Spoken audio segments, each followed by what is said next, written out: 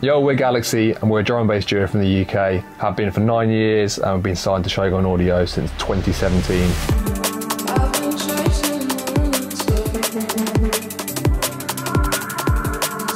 Since then we've released our debut album, Research and Development, and a handful of other EPs. We put this course together for DNB Academy, covering our whole process of writing a drum and bass tune from start to finish.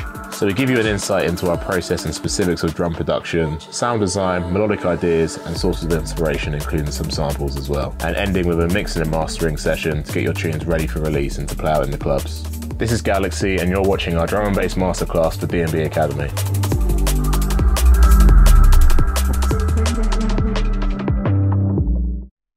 Hi guys, this is IYRE, and you are checking out my track breakdown for Drifting Sideways on DNB Academy 174 Production Marathon.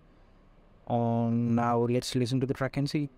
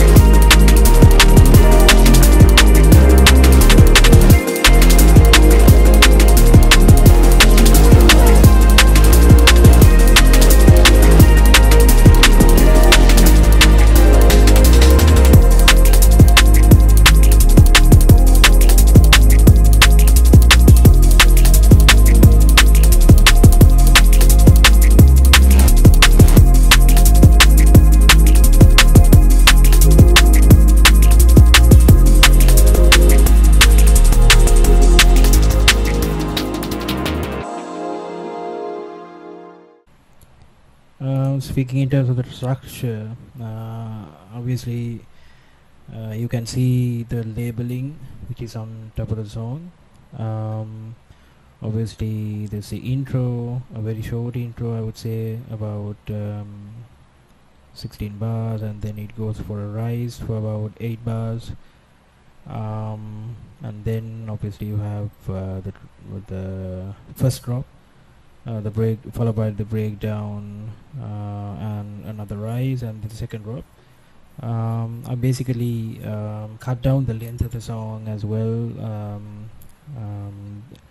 The previous versions of the song were about 4.5 minutes, but then I had to cut it down to around, let's say, about 5 minutes. Yeah, about um, about 15 seconds or 20.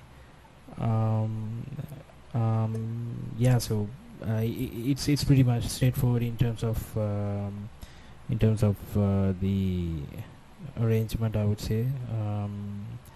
There's about 5 phrases on the first drop. Obviously, the drop is broken into 4 phrases: drop 1, drop part 1, part 2, part 3, and part 4. So basically this segment is drop 1, and the drop 1 is followed by a breakdown, which is kind of like a minimalistic statement of drop 1 itself, and then it's followed by a breakdown, as you can see, with a bit of atmosphere, and then again a rise, and then it leads to drop 2. The drop 2 is a shortened version of drop 1, because obviously I had to cut down in terms of the time, so I decided to go for a shorter second drop. It's a completely new phrase in terms of how it sounds on drop 2, and then the main phrase of the song is being repeated on drop 2 part 3 and leading to the outro. Yeah, so in terms of the breakdown, obviously it's pretty minimalistic. As you can obviously see, it's been labeled properly so that I can easily work through the project as well, which is quite important, because obviously when you work towards the tracks which are towards the end of the playlist, it's easier when everything is labeled so that you can properly walk through all the tracks, which amounts to about 500, but you're not going to end up using all 500. But then again, when you move towards the downside of the project, it's easier when everything is labeled so that you can walk through the project and work very easily. Just a small tip there. Yeah, so let's dive into the drums.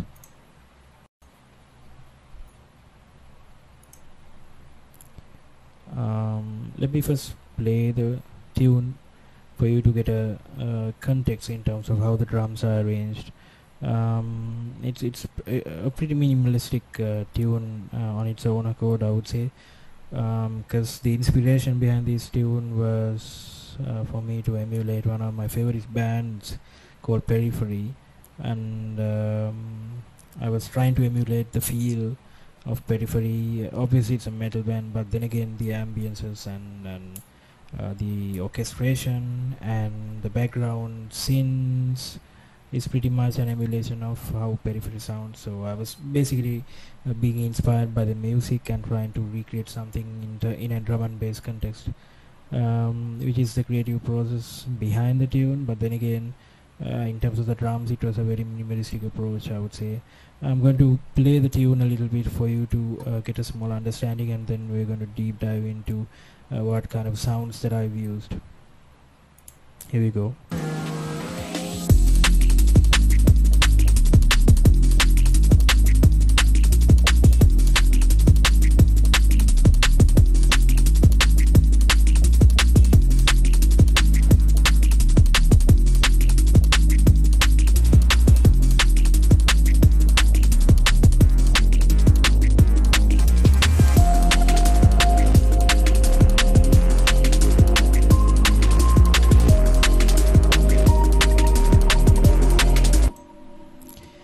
Yeah, so that's how the drums sound. But let me walk you through the main kind of a drum sound that I've used.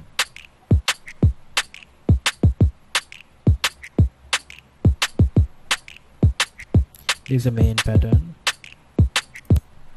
So the kick drum is from Serum, as you can see. I've synthesized my own kick drum by using an analog sign over here, which is being controlled by the LFO over here, and the LFO2 controls the matrix over here in terms of the master tuning, and then the LFO3 controls the noise oscillator, which gives the his sound, or the sound of the bellum of the kick drum. So those three elements together combines into a very strong kick drum. In terms of the FXs, obviously you can see that I've used distortion and EQ just to bring out the lows a little bit, and then of course a compressor on the multiband, which is the OTT compression that I've used. I've given a lot of low end and mids, and a fair bit of highs as well, and a little bit of gain, and the threshold is towards the downside with a little bit of release and attack. So yeah, this kind of how the kick drum sounds like, which is synthesized on Serum. There's nothing much, it's just a basic analog BT sine wave, but it's not randomized as well. As you can see, it's on 0. Nothing basically happens around here except for the fact that the randomization button is on 0. It's a pretty straightforward synthesized kick drum, and then of course I have this Monroe snare, and a few finger snaps here and there just to give a little bit of excitement to the main drum phrase. If you can listen to it,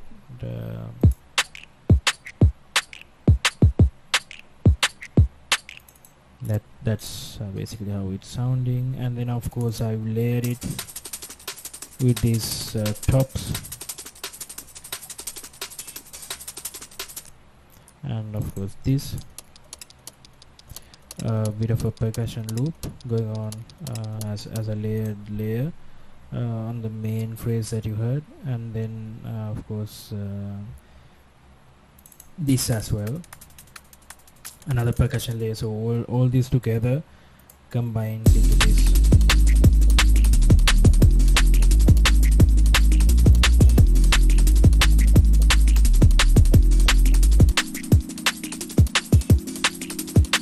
There we go. Now you can hear more clearly. So yeah, and in terms of the phrase 2 of the drop, I've introduced these percussion layer as well.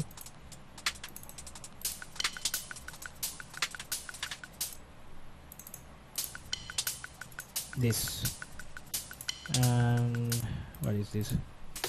Yeah,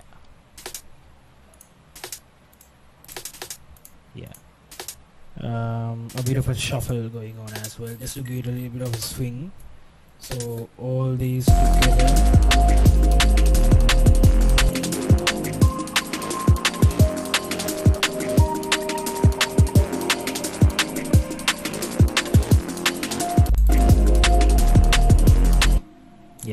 so everything together basically sounds like that. And what else I have done for the drums? So yeah, there's a little bit of break coming out right before the part 4, which is the main phrase of the drop, which is this stop. There we go. You can hear it like this. Yeah, like that. And I've also used so my drums are basically run to a drum bus, and if you go inside the drum bus, I'm using camel fat just to add a little distortion and bring out the harmonics of the kick and the snare. I've used the Pro C2 to the drum bus as a glue compressor, and then I have a filter, VPS filter in particular, which is a product by Vengeance, and obviously the FL Studio effector. So all these together is what you can find in my drum bus. These pretty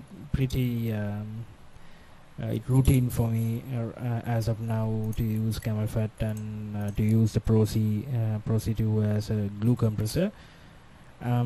Occasionally I tend to use the CLA as well, very occasionally. If I feel as if my drums need to punch through the mix, I'm going to use CLA, which is one of the best compressors out there, hands down. But yeah, and that's basically how the drum bus is being taken care of. Obviously, you can see my um, um, my main kick drum and the snare. So these two are being routed to the drum bus. Only the kick and the snare is being run through the drum bus, and I've used the filter and the effector to smoothen out the transitions. If you can hear towards this side, there we go. So what I've done is I've taken out the lows of the drum bus, and I've introduced reverb just to give it a little bit of a flowed feeling. It's on reverb, and the transition is very, very smooth. I've used the same trick over here as well.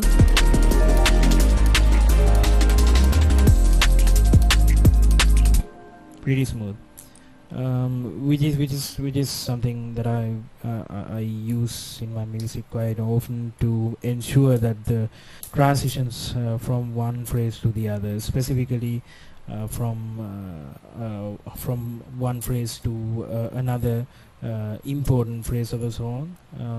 In this case, it's from part 3 of the drop to the part 4 of the first drop, which is the main phrase. And then from the main phrase running towards the breakdown, obviously again I've used it towards the atmosphere as well. So that's basically how this is done. And I've repeated the same thing towards the drop 2 as well, and towards the outro when I'm finishing the drone. So yeah, that's basically how I incorporate the filter and the effector. You can use something else as well, possibly if you have something like shimmer, or I don't know, whichever effect that you want to use. You can basically use it as a part of the drum bass, so you can slide them into your main channel of the kick and the drum as well. I mean, there's no rule, hard and fast rule for you to follow. You can be experimental as much as you can, and decide what's best for the tune at hand. So yeah, this is just basically what I've used for this song. So just ensure that you do some things as routine, but the rest has to be followed in a case by case scenario. So yeah.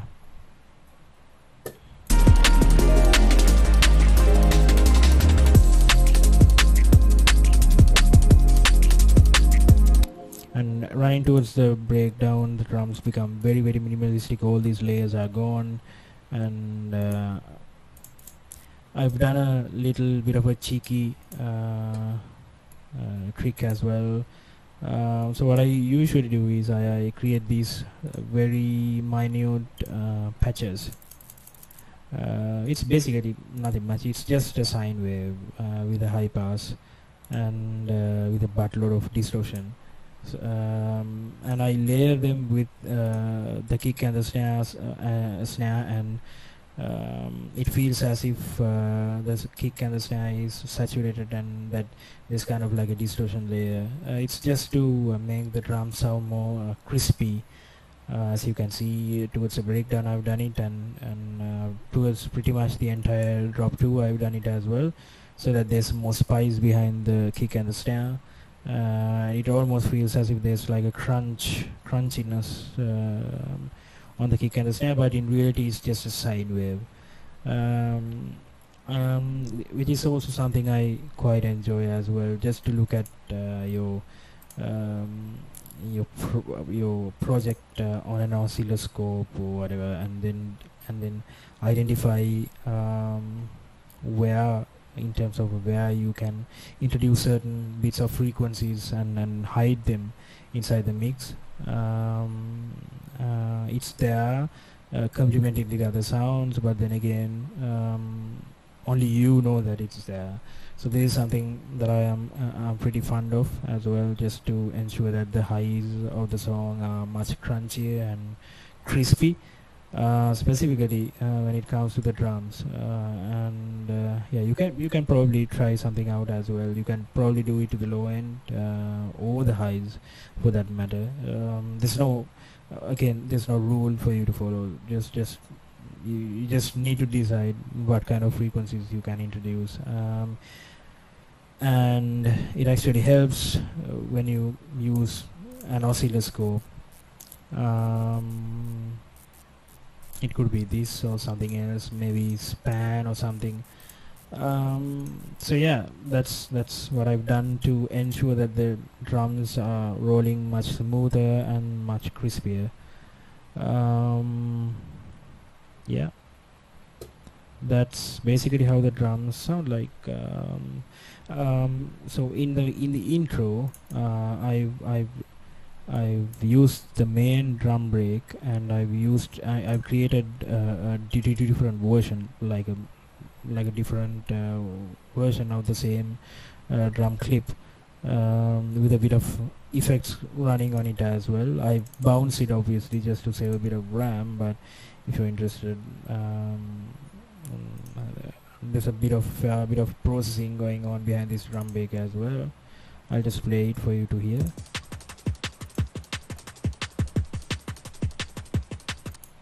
Something like that. And then it's layered with a FX. It's you can obviously hear it. There's a bit of stereo reverse kind of effect which goes on here. And then obviously towards certain accents, I've layered it with the same layer, like over here.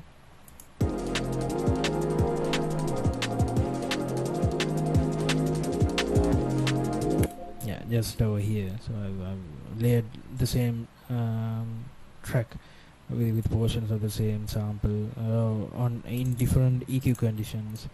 In certain cases, I've not even EQ, just so that I can emphasize on the low end. So that's something I've done. And what is this?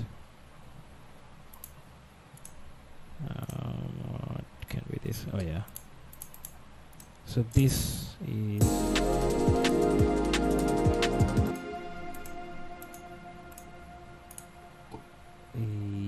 yeah.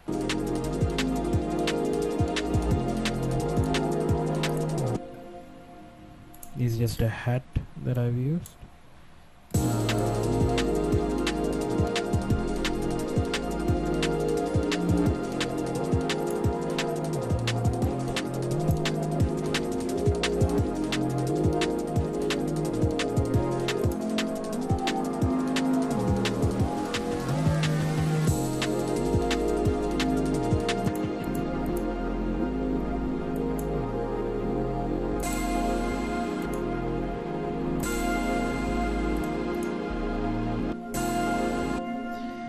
So there's a head sound which is being used as well.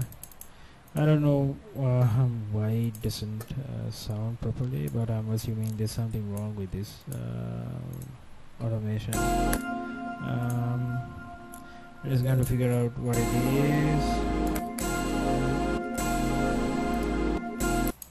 There we go.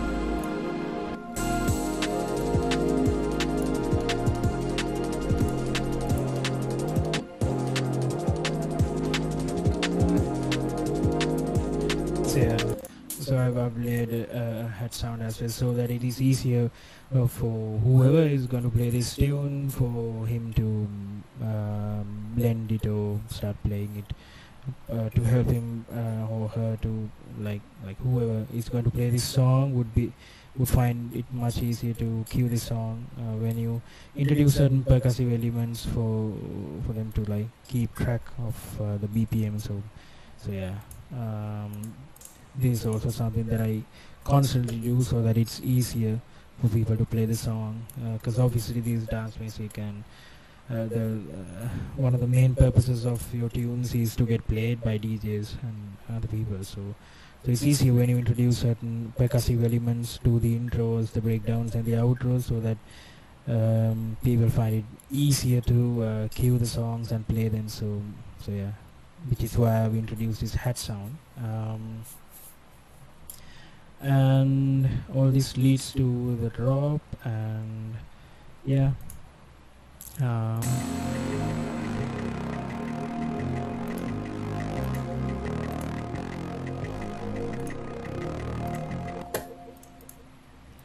Okay, I have used another. There we go. So this was something I made on Serum. This is a China cymbal. I'm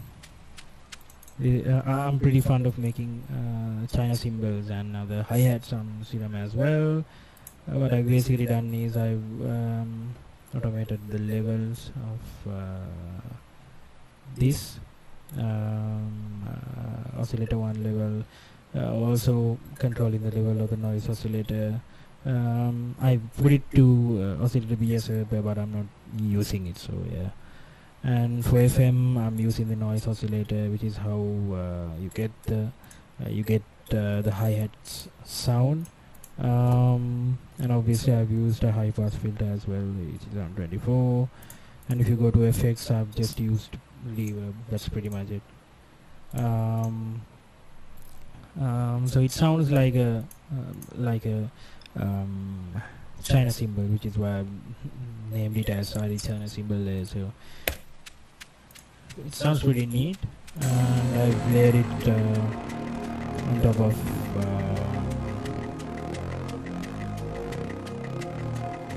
the rice too.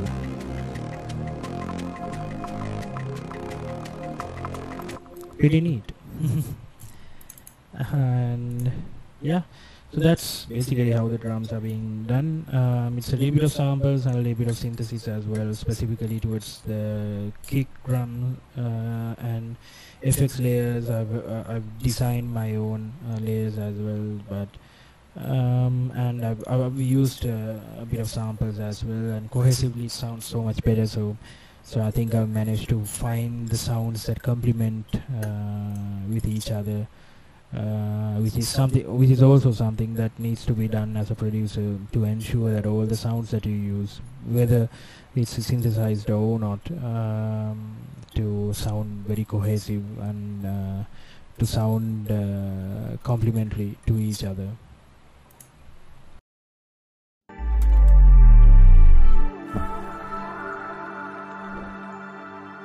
Yo, we're Galaxy, and we're a drum and bass duo from the UK. Have been for 9 years, and we've been signed to Shogun Audio since 2017.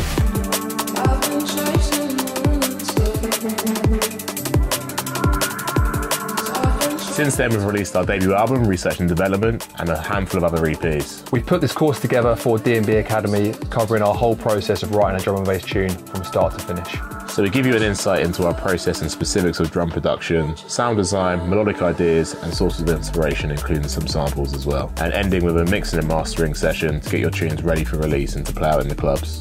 This is Galaxy, and you're watching our drum and bass masterclass for DNB Academy.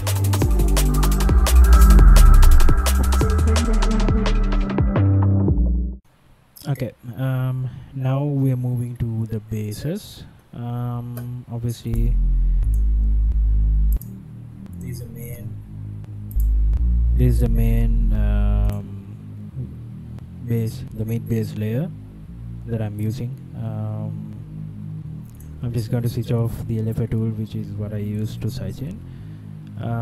If I go to the patch, it's pretty straightforward. It's just a sine wave, as you can see, with a bit of unison, a bit of randomization, with a filter, a low pass filter, which is being controlled by a cutoff over here, obviously, to control the intensity. I'm just opening this back and forth so that I'm able to control the intensity of the patch. And when that's basically it, in terms of how it sounds, and they're detuned as well so that there's movement. And if you go to effects. There's going to be hyper, chorus, distortion, compression, reverb, a bit of reverb, just a bit. I don't necessarily condone using too much reverb on your mid bass specifically, or else the low end will start getting very muddy. It's something that you need to do very tastefully, I would say. And I've used an EQ, another filter, just to tame some of those unwanted highs. Yeah, that's about it, I would say. And I'm using this macro 2 to control a bit of drive, so that there's more naturalness, so an organic feel to the main bass. This is a very traditional liquid bass, but I've made it kind of modern with all these movements and these cutoff filters, which is something that needs to be done. If not, your mid basses tend to get a little bit boring, so I don't want that to happen. So obviously I try to control as much as I can, which is why I've rearranged the traditional liquid sound into a modern soundscape. So that's the main bass line, I would say.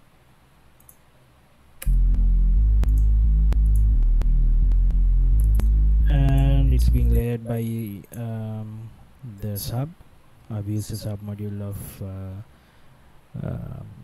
of Serum. And if you go to track 18, this basically sidechain, I've used a mono compressor and the wave shaper to bring out the harmonics a little bit, and to tame the harmonics I've used an EQ, and I've used a FO tool to sidechain as well. And I'm using the filter just to tame and remove some of the low end whenever necessary, so that the transitions are smooth. The same thought process was followed for the drums as well, as you saw earlier, which is something I tend to explore quite often, because I'm looking at a very organic sound. That's basically my sound palette. So I'm trying to make the sounds blend together and make them sound as cohesive as possible, which is a part of that whole organic sound palette. So yeah, and that's basically how the mid bass is arranged. And I've layered the mid bass with one of these.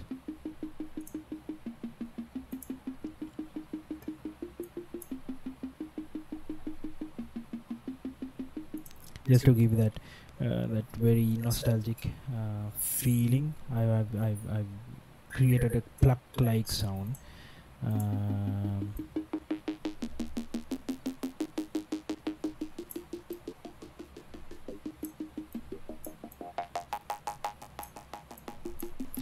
And in terms of what I've done, I've used an envelope and I've shaped it so that I've in such a manner that I can get a plucky sound. I've obviously used so little attack, so very little hold, and a bit of decay and a bit of release. That's basically it. And I've used low pass filter, and I've used the analog B design, and I'm using the oscillator B to FM the oscillator A, as you can see over here. I'm actually utilizing oscillator B to introduce a harmonic to the oscillator A, which is how this is sounding. There's a third and a fifth layer together, so I'm using oscillator B to introduce a fifth. And if you go to the effects, obviously you can see that I've used distortion as usual, delay, compressor, EQ. In terms of the processing, I tend to control as much as I can say, so I tend to use most of these effects modules within Serum. So there's very little for me to do as processing when it comes to what I need to do on the DAW, particularly on my mixer. As you can see, it's just an EQ and an LFO tool that I've used. The rest of the processing is done from within Serum, which is something I find very very easy to do, because the Serum FX panel is pretty decent. So yeah, I've layered it with this sound.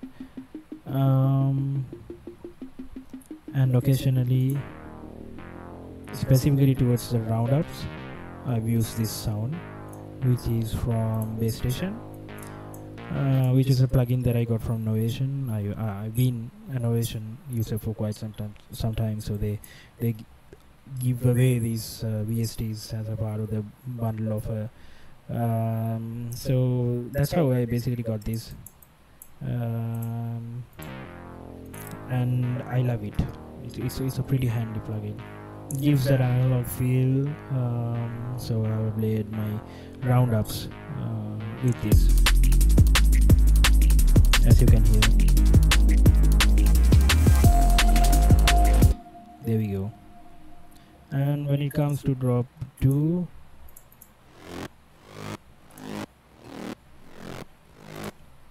I played the mid basses with a few other mid basses on Serum as well, as you can see, just to provide an additional bit of movement.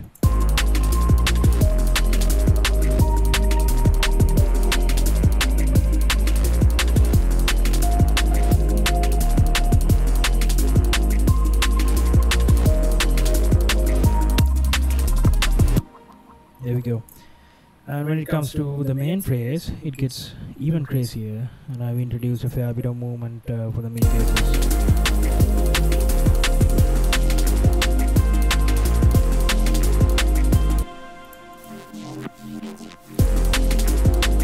There we go.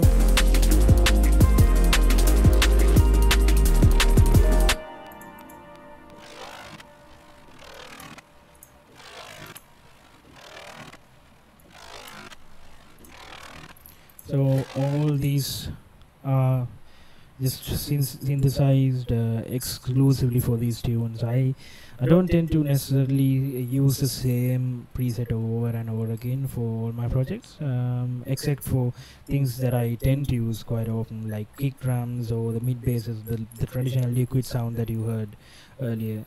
So I tend to save those, but when it comes to a fresh tune, I pretty much try to synthesize everything from scratch, obviously with a lot of resampling. This is a custom wavetable, as you can see. I've just basically exported a waveform from one of the existing bass patches, and I've tried to use it as an inspiration to create this new bass, as you can hear. And yeah, in terms of the FX module, again, I've used the FX module quite comprehensively, the hyper distortion and the delay. And I'm using this, the cutoff, which is on LNH 12 mode, to provide a bit of movement. And if you go to the mixer, it's just LFO tool and again Pro Q3. Yeah, and it provides ample movement to the phrase 4.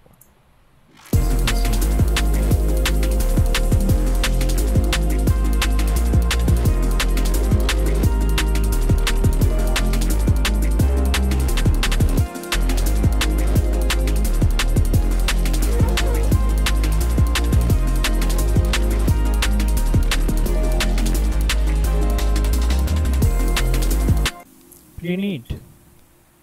So that's what I've done with those basses, as you can see. So this entire region is handling the basses, except for a few things in between, because I'm lazy. I've put a piano sound in between.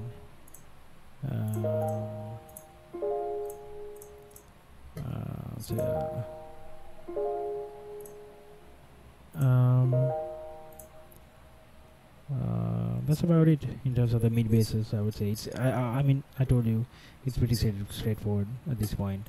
So when it comes to the second drop,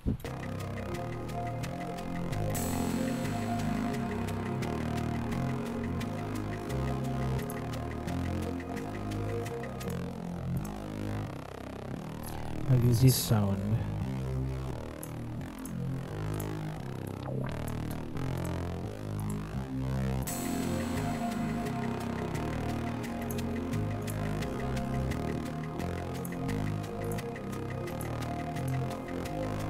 And if I go to 15, it's a basic. It's a rendition of a saw wave, I would say, and I'm using FM from B, which is another square wave, and that's about it.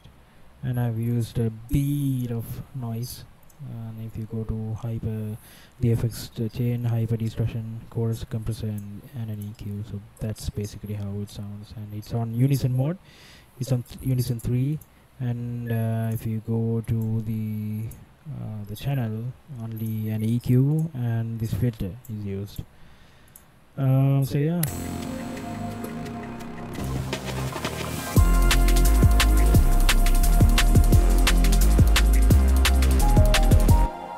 And the bass over here sounds like this. Again, it's a main mid bass, the sub, and I've layered it with this, with the bass station over here.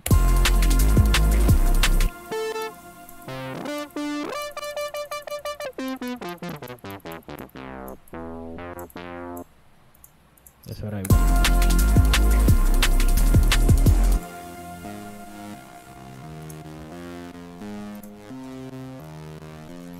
And just to provide a bit of context and to help the listener to understand that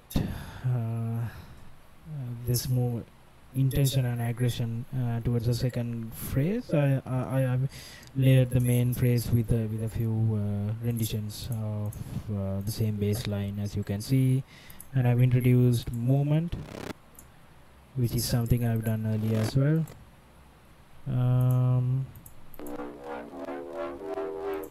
So this is another bass that I've created. It's a custom wavetable, which is probably from some of the packs that I have. And in terms of the effects, I've used a distortion compressor, a delay, and an EQ. I mean, like I told you, it's pretty convenient when you produce certain sounds just for that particular song. And I've been using Soulvent for quite some time now, so I pretty much know my ways around it. So it's pretty handy when you can create sounds then and there to suit the context and the color of the song, which is something that I frequently have done, obviously. So yeah, that's the story of the mid basses, I would say. And I suppose we can move to the instrumentation side of things as of now. Okay, in terms of the instrumentation,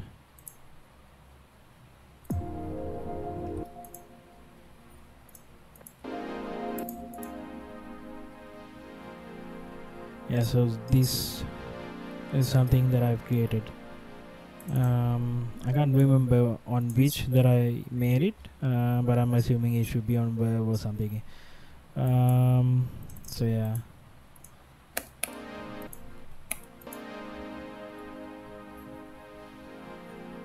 It's pretty neat. And yeah, this explosion and the pad sound. So this is something I've made as well.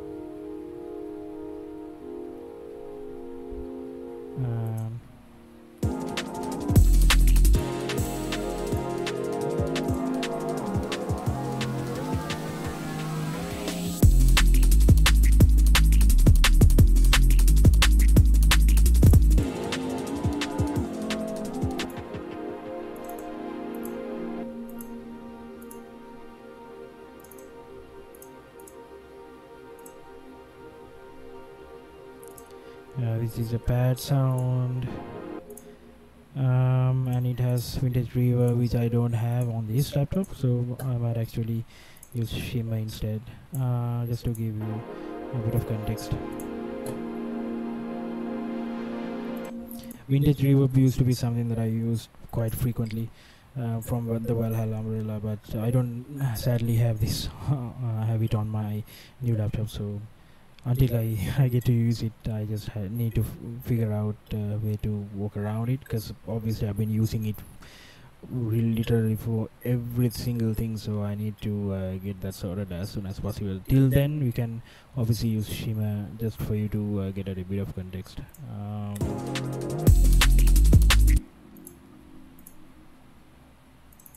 And I've used a pad sound as well, which is over here.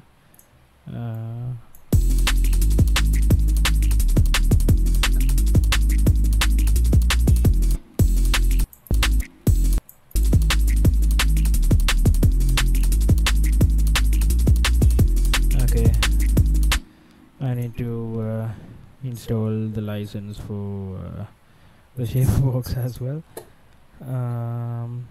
Yeah, it's troublesome when you get a new laptop and when you open your projects, it is all haywire. So I need to get these plugins in order as soon as possible.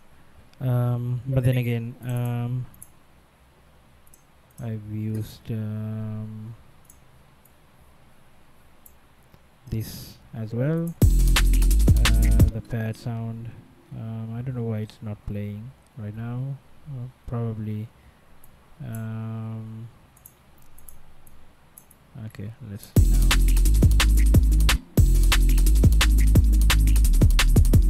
Yeah, I don't know why it's not working. But let's see. And I've used this Conta pad. It is something that I've created on Conta.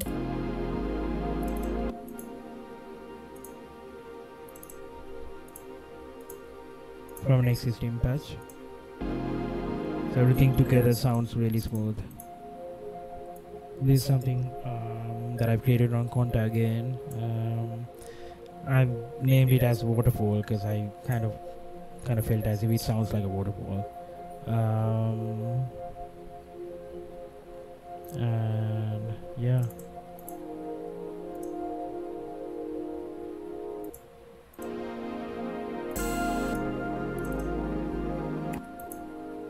Yeah, so that's the pad.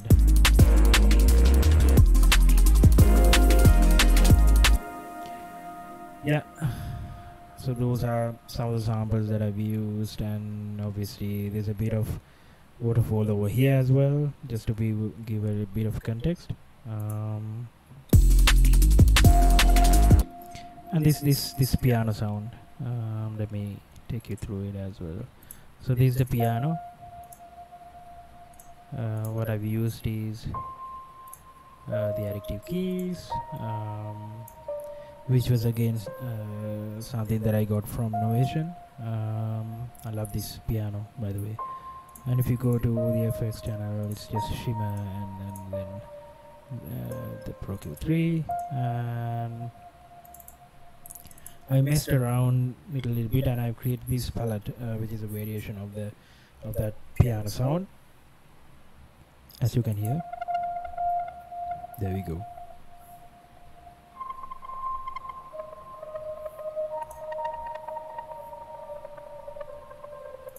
So both of them together sounds like this.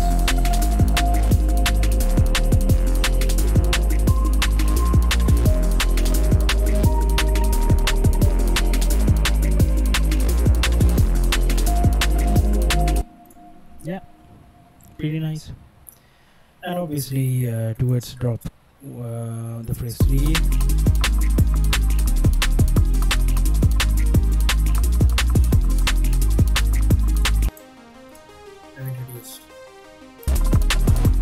I introduced a zebra.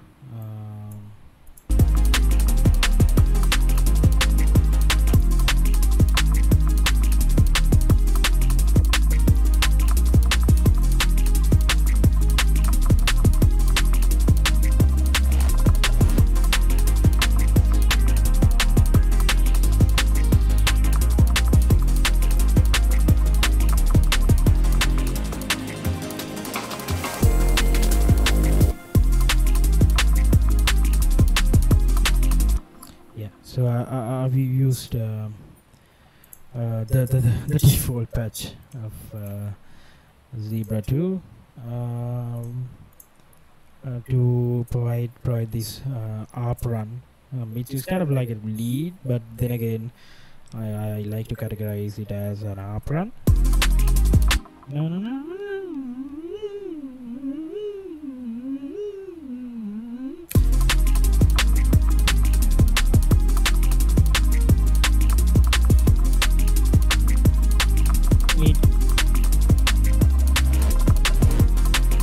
See, I've used things like this to provide a bit of a granular effect. See, and if you click on it, it's the same waterfall, just different renditions.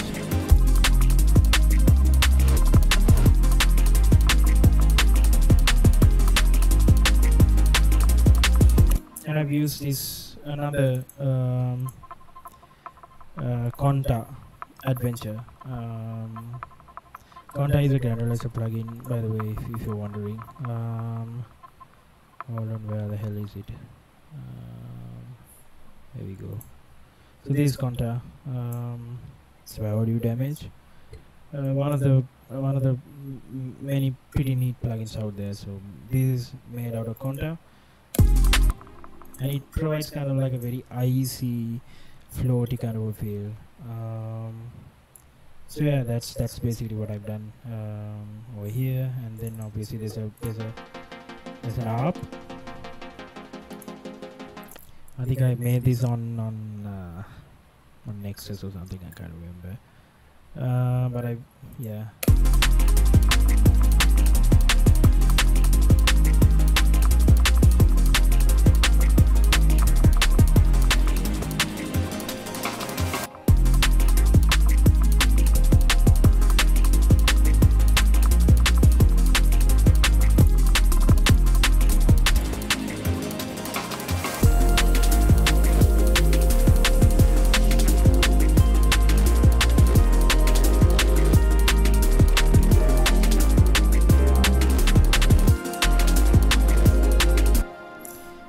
When it comes to the phrase 3, I've introduced a bit of reverse samples here and there, just to provide a bit of movement and a sense of fulfillment. There you go. Sounds neat. And then obviously this, which is something I made on Serum again. What I've done is I've used the LFO1 to manage the chorus pitch a tiny bit, I would say. I can't recall by how much. So the context was for me to create a sound which is pretty close to an analog synth sound, and obviously the analog synths sometimes don't necessarily have perfect pitch, which is due to a number of reasons, like the temperature. It could be the velocity of the electric current. So it sometimes it tends to get a little bit off in terms of the traditional the proper pitch, which is something I've tried to emulate here as well by using the LFO1 to manage the chorus pitch over here. As you can obviously hear, it goes off pitch just for a bit. And if you go to the FX chain, it's Pro Q3, LFO tool, and a bit of reverb. And if you go inside the plugin, obviously delay and reverb again. So yeah. And I've layered it.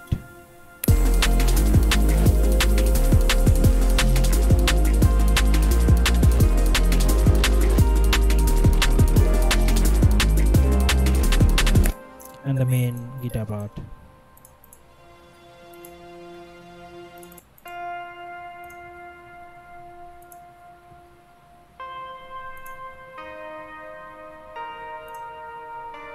Guitar rig. With a bit of reverb, and then Pro Q3, another bit of reverb, just to provide a bit of a floating connection. There we go. Everything together.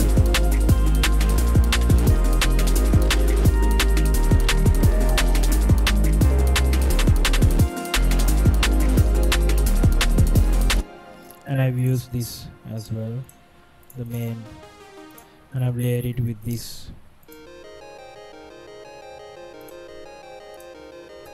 which is from Phonic.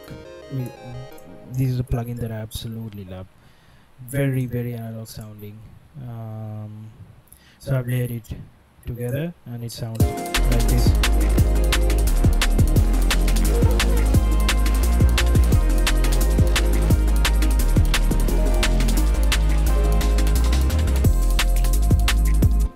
There we go. That's pretty much the instrumentation side of things. And when you move towards drop 2, I haven't seemed to have done anything peculiar, I would say. Oh yeah, so I've layered drop 2 with a breathing sound, just to provide a bit of air. And then this F minor pad together, and yeah, that's about it. Yeah, bit of phonic again here and there, and the main lead.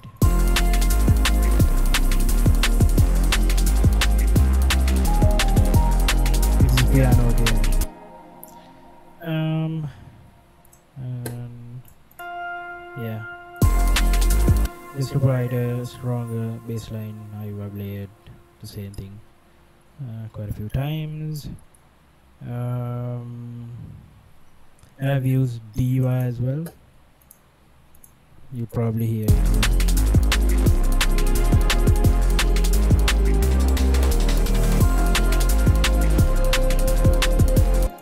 So DYRE is one of the superior plugins out there, and something which is very close to the analog sound. So yeah, and it consumes quite a bit of RAM, so I'm not going to open it. But what I've done is I've basically taken a piece of it, I bounced it and pasted it on the tune, just to provide a bit of a floaty connection. And yeah, I've used this verb sound.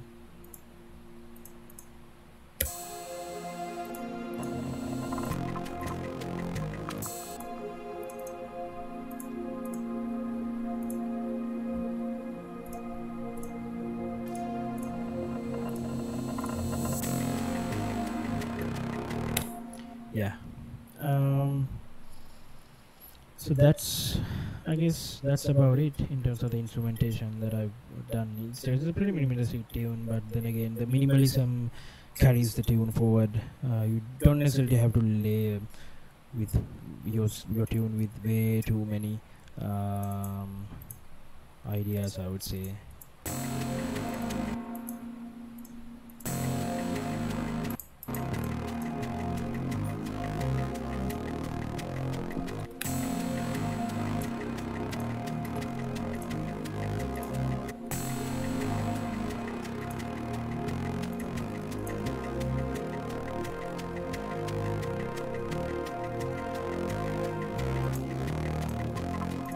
I need to get Shaperbox working as soon as possible, because I've done something really cool with Shaperbox over here.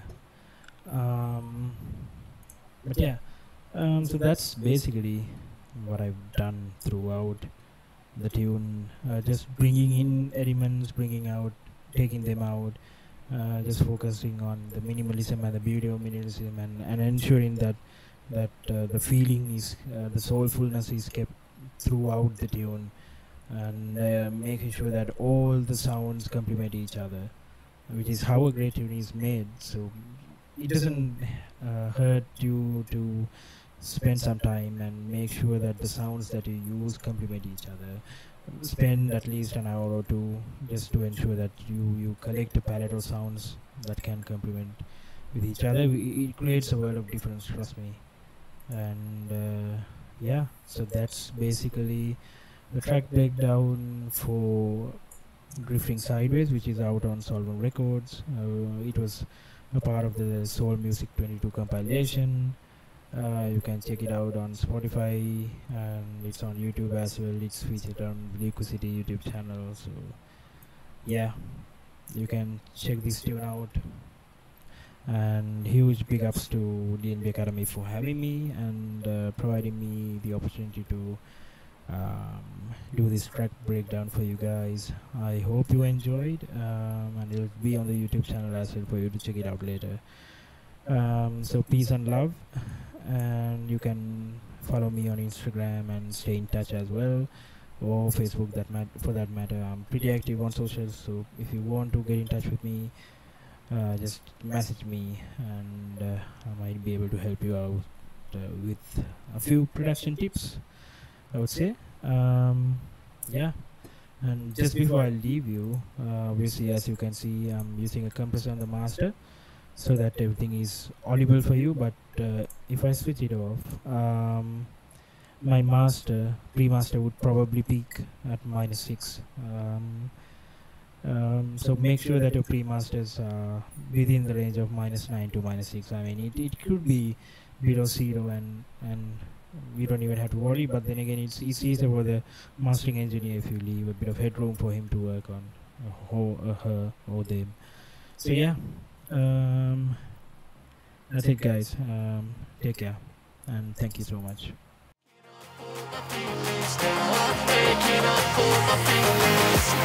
What's up, guys? My name's Axelboy and welcome to my studio. I'm a UK bass music producer. I like to make UK bass, dubstep, drum and bass, and I'm well known for making sounds like this.